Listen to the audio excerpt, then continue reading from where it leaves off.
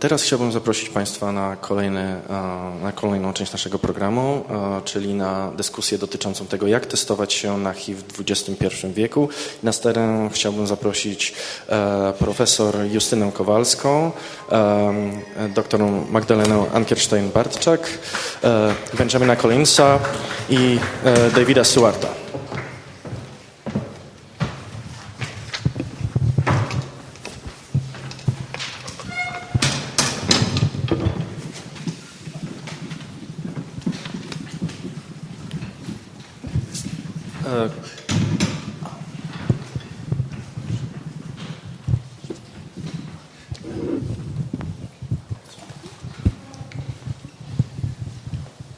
Kilka uwag technicznych. Dyskusja odbędzie się po angielsku i będzie tłumaczona symultanicznie. Najpierw udzielę głosu naszym gościom, następnie będzie czas na pytania od dziennikarek i dziennikarzy. Do Państwa dziennikarek i dziennikarzy miałbym prośbę, by zadawać pytania po polsku. Chodzi o to, by po prostu nie utrudniać pracy naszym tłumaczom. Osobom potrzebującym tłumaczenia na polski proszę o założenie słuchawek. Więc teraz pozwolę sobie przedstawić naszych gości. Okay. Welcome to the event. Please take your seats and make yourself comfortable, because now we are moving to another main point of today's event, namely the discussion how to test for HIV in the 21st century. We will have the opportunity to hear from our distinguished guests. On my right side, from your perspective, right, Professor Justyna Kowalska. Professor Kowalska is a senior consultant in infectious diseases. She teaches at the Medical University of Warsaw and works at the Hospital of Infectious Diseases in Warsaw. She is a member of European AIDS Scientific Society. Welcome. Further to the right, Dr. Magdalena Ankerstein-Bartczak. She is the chair of the board of the Social Education Foundation. She holds her PhD in sociology. She is also a pedagogue and sexual educator. She is a member of European AIDS Treatment Group and, like Professor Kowalska, European AIDS Scientific Society. Second to the right, from that side, Benjamin Collins. Oh, then second. They changed the seats. Okay. Yes, Benjamin Collins, sorry. Yes, first to the right. He has lived with HIV since 1981, that is more than 35 years. Among many positions he holds, Benjamin Collins is the director of the International HIV Partnership, a consulting and activation platform supporting activities and initiatives for the treatment and prevention of HIV, and he is the chairman of Reshape, a British think tank aimed at changing the approach to HIV. And last but not least, David Stewart. David Stewart invented the word chemsex and has developed the first world chemsex support services. He works at the 56 Dean Street, the largest sexual health clinic in Europe, and he is a practitioner and activist.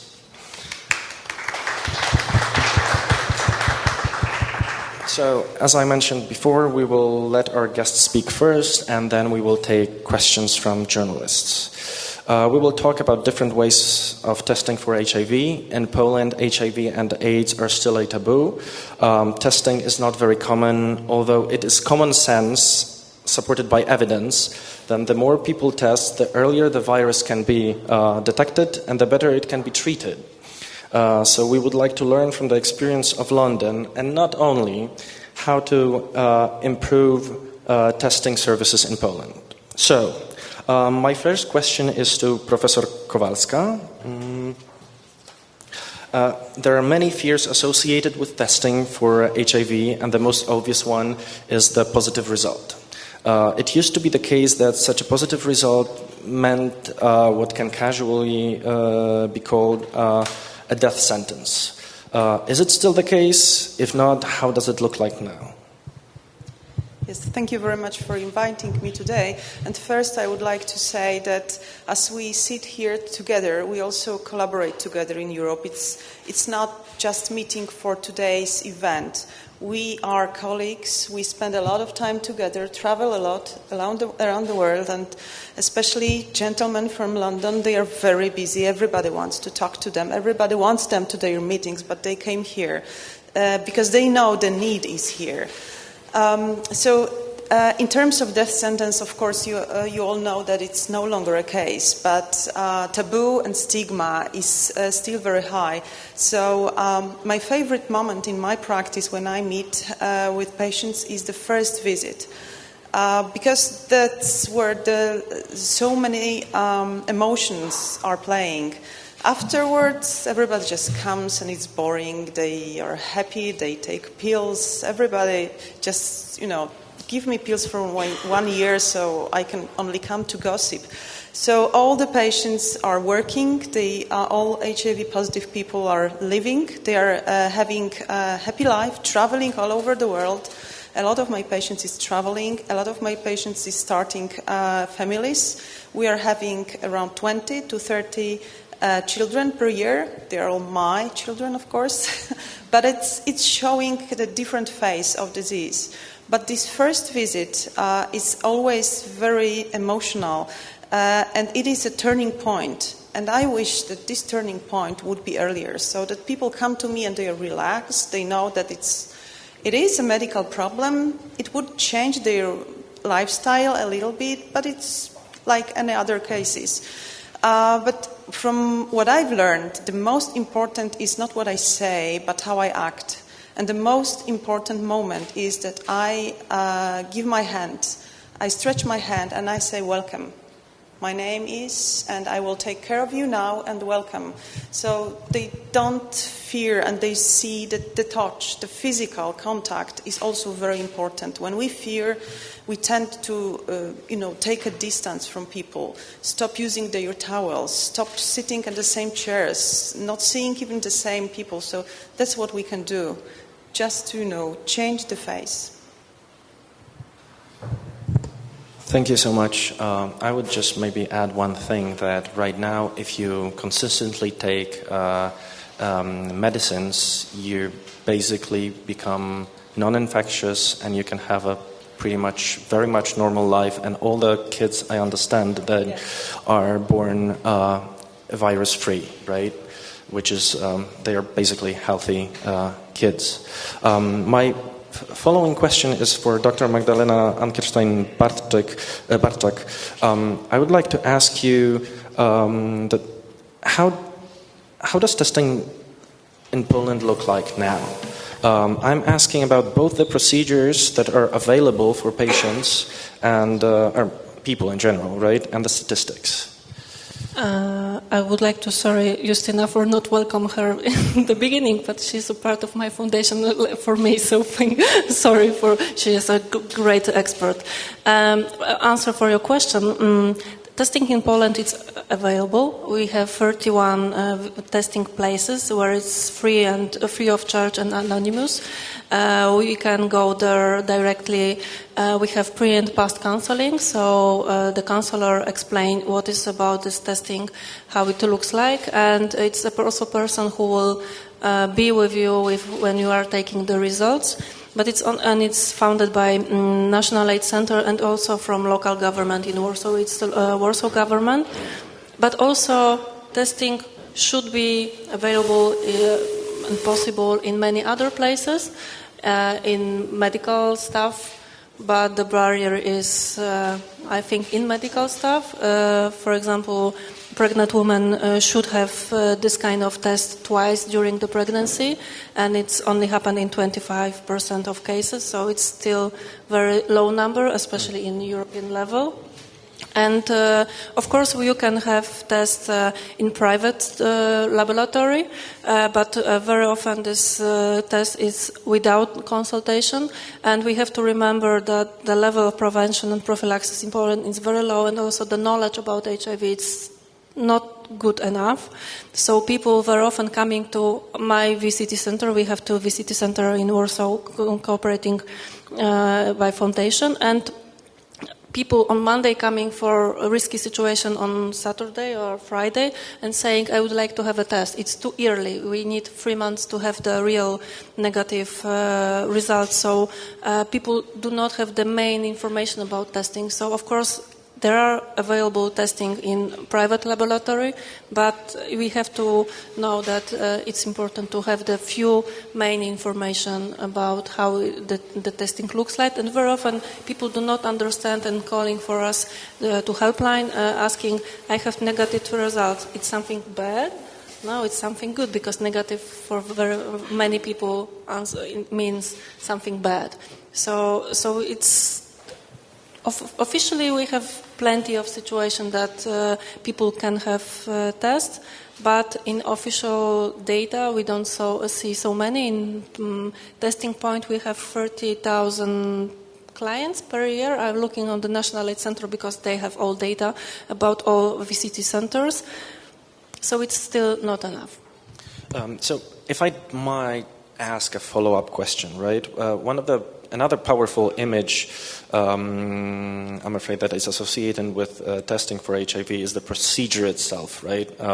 It used to be the case that one had to go to a testing point, allow the nurses to take blood, then wait a day, and it has changed. Would you mind explaining us how it changed? Yes, in most of centers we have right now rapid tests. So it means that we have results after 15 minutes. So it's very fast, and it's better, especially for people who are coming from small village, small town to the big cities, because the testing points are on the big cities. So they do not have to come back next week, because you have to also know that in most cities this kind of testing is available 1 or twice a week, so it's not enough.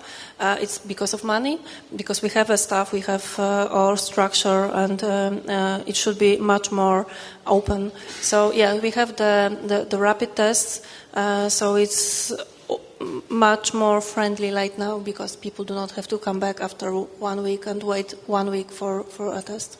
Mm-hmm. Okay, thank you very much. My question to David Stewart. There are diverse ways of testing for HIV, right? From your experience, right? What are the benefits of diverse ways of testing, and what does the experience of London tell us about it?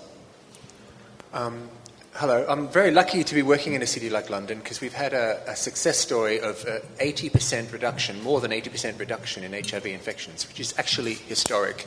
It's going to save our governments lots of money. It's evidence of what can happen when the public health system kind of invests in public health.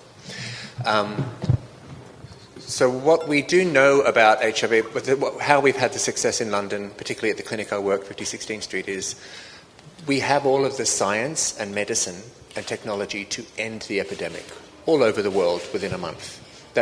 We have the medicine, we have the technology and the know-how to end the AIDS epidemic within a month all over the world.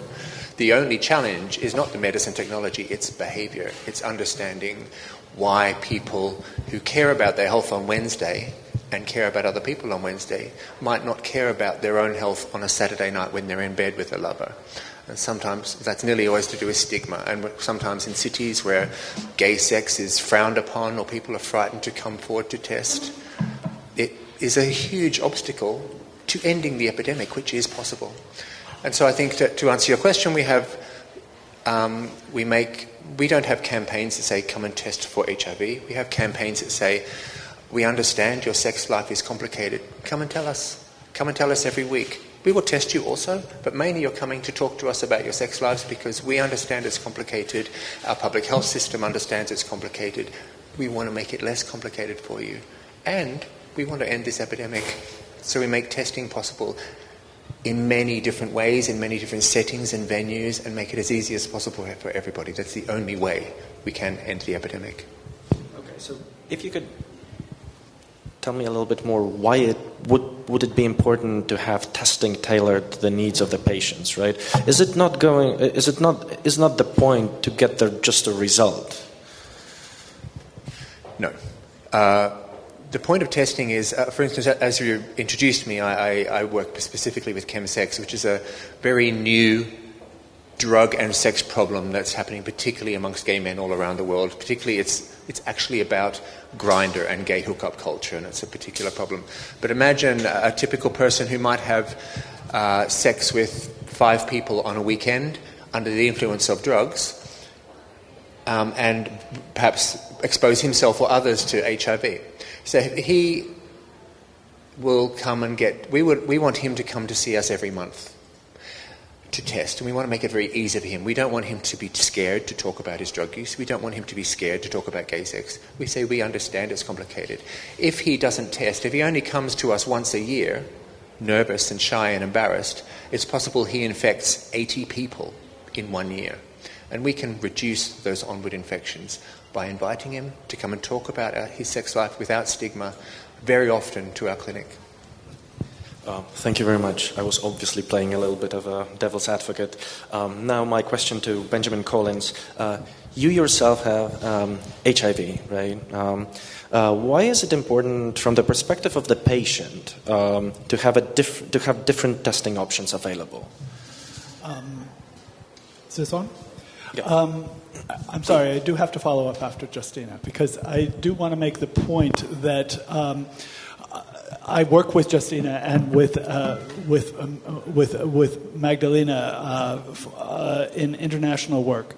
And the kind of hidden secret about HIV is this kind of connection that Magda and I have a long-standing relationship of mentoring with each other, and this really is a solution in HIV, along with the support of MAC and other funders, to actually make it possible for there to be a world response to HIV that has never been done before. So this is really, really important to understand. From a patient's point of view, I remember testing in the early 80s. Well, when the test became available around 1985, it was horrific. It was a death sentence, and it was extremely frightening under very harsh conditions in lousy, ugly VD clinics, venereal disease clinics, that were usually on the other side of town in the poorest section. I can give the best example is that the first HIV positive woman I met, was arguing that why should she be taking the same medicines that I was taking? She was literally half my size. And you may think this is funny now, but at the time, we just didn't realize that kind of difference. It was just, be lucky you're getting the meds. But she was being overdosed. It's very important. We have come to learn, especially in HIV, that we need to go the distance to reach to patients. And we need to encourage patients to come towards us so that they actually can take responsibility for their own health. And I think that's absolutely true about testing, is the exchange between experts and the patients who are experts or need to be experts about their lives, and they need encouragement. And the message of treatment options, treatment alternatives, says to somebody, we really are paying attention to you, let us know what you need. So now the question for both David Stewart and Benjamin Collins. So how have these new ways of testing, from Polish perspective, new, right? I think how have they been implemented in London and other places, right? So this may be a little bit a larger question, right? What lesson can be learned from London, but not only, from other places in the world about testing and how it can be implemented, how it can be improved in order to combat the epidemic, right? Early on, Jan, you were very smart when you were talking about the 20th century experience and the 21st century experience. And I think it's really important to recognize that HIV and AIDS got a lot of world attention in the 20th century. And you all know the images. In fact, many of you are having sex with those images in your mind, of death, of infection. That's a 20th century response. And a lot of the stigma and discrimination that exists today is based on that 20th century reality. It doesn't exist today. We know the science is completely different. And as David pointed out, it's possible to literally eliminate HIV as a world problem in a month if we focused our attention. And I think that, I know that there's a mobile testing unit here. Mobile testing units sound maybe very old-fashioned, but in Serbia, for example, I know a mobile testing unit who identifies 13% of all the new infections in the entire country of Serbia. I think the major difference is actually giving encouragement to these kind of experiences, to know that they're making a difference.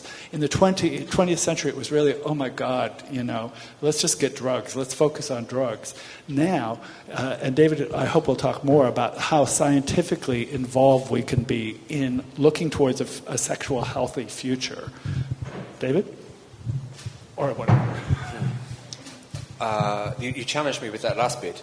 But certainly in regard to testing, I work in it's a clinic that's open to everybody, but it's particularly expert for people who are gay. And they feel comfortable coming there. And it's important. That's an important place to have testing. But there are many people who will not come to our clinic because it is too gay. And so we need to make sure that there is home testing kits available for them to get them via the post. We have saunas where there's a large group, there's a lot of migrancy happening across Europe, and there are people who go to the saunas to have gay sex but go home to their wife, and we need to be able to have testing available in those settings. So those people, they will not come to our clinic and they probably won't talk to their general practitioner about it. We have to empathise with where will this person go more likely to talk about the sex he has and provide the testing in that space. Maybe the same question, but from the other way around to Professor Kowalska and Dr. Ankerstein-Barczak. So, first of all, I would like to support what you mentioned, home testing. This is something we can't do in Poland, and I think it's absolutely important. Can you imagine testing for pregnancy only in medical facilities? Nowadays, each woman thinks that so intimate moment. It is only her, the test, this 5 minutes, she gets to know maybe her partner, then she decides when and to whom tell that and in which situation. With HIV it's different. You can only go and test with someone. This someone can assist in good or in a bad way, but sometimes it would be really important, I think you support me, just to have a test at home, sit with your partner, let's get tested, honey, that's all. For now, home-based testing is not available because we don't have producers that would sell in Poland. You can import it from UK or from Czech Republic, Ukraine, but it's expensive. It for now costs around 100 Polish zloty, so it is definitely too much to use it as widely as a testing method. But also, so this is one point I think is crucial. The other thing is that you mentioned a gay community, and they are really the community to learn from because they are very aware of the risks. There is a lot of people who are very aware about disease, and in my practice I meet a lot of people who already know what does it look like, what they should do. They test regularly. This happens, so they come immediately to care. So the education is very important, and they are a good example. But I'm struggling with addressing women population in testing, especially in Central and Eastern Europe, when sex is taboo. It's not HIV that is taboo, sex is taboo. I'm also testing in a clinic, and very oftenly I have young girls coming after exposure. So exposure is, for example, they got sex under the influence of alcohol. I'm not sure if it's hem sex, but we could call it hem sex. There is chemistry there. So, and then they start crying. I ask them, why do you cry? Was it forced sex? No. Did you like it? Yes, but I shouldn't do it. Why? You're young, you're beautiful. When to have sex? So we can see that the education should be also broader, to educate about sexuality and also to involve gynecologists on board. Because in Poland, another difference with London, we don't have genitourinary medicine. We don't have this specialty that focuses on the sexuality-related diseases. So it's either gynecologists, and really they prefer to see a pregnant woman or a cancer. That's all. There is nothing in between. I mean, of course, I know a lot of good gynecologists, and they talk sex, and especially the medical procedures, that the whole aesthetic medicine in gynecology is moving it forward. But we need a lot of people on board to get better testing and to get me patients earlier. Thank you. I just only add that in Poland we have stigma and discrimination about testing.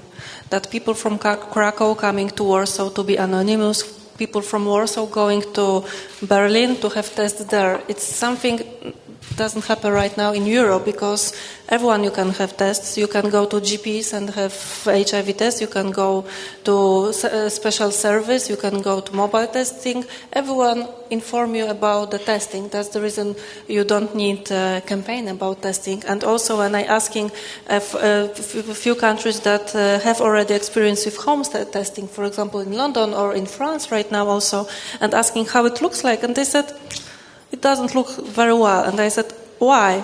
Because people already tested, and it's not a problem to go for testing.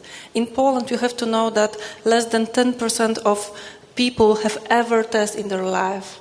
So we have huge number of people who have never tested before, and also we are still in the highest list of countries in Europe that we have a very large number of late presenters. So that's the person who had never had test before and lived with HIV 8 years, 5 years without knowledge, and they knew that they have HIV when they have AIDS. So it's again, nothing happened like this in Europe, and in Poland it's happened. So we really need much more pushing for testing, and also we need not only testing point, and it should be open more. We have to educate the doctors, but also I think it's time for home testing to see how it really looks like, and people stop fearing of testing. Okay, thank you so much. Let me just wrap it up. Like we heard very interesting points of view about different ways of testing. One of them is obviously one is at home, that is not available in Poland. One are in special testing points. But the most important thing, I think, right now, as a takeaway from this discussion, is that it's not the positive result that it can be a death sentence, but a death sentence is not knowing that you are HIV positive. So that's why I guess it's a very important thing to test, and knowing that people, I mean, one of my problems when I got tested was that I hated needles, and the fact that there was a syringe was absolutely devastating for me. So yeah, I guess that probably if I didn't have to go through that, I would have tested myself a little bit earlier. So thank you so much. Thank you to our guests. After this debate, I would like to invite everybody to have some glass of Prosecco and some snacks. Thank you very much again. And the test, obviously, everybody is very much welcome to have a HIV test.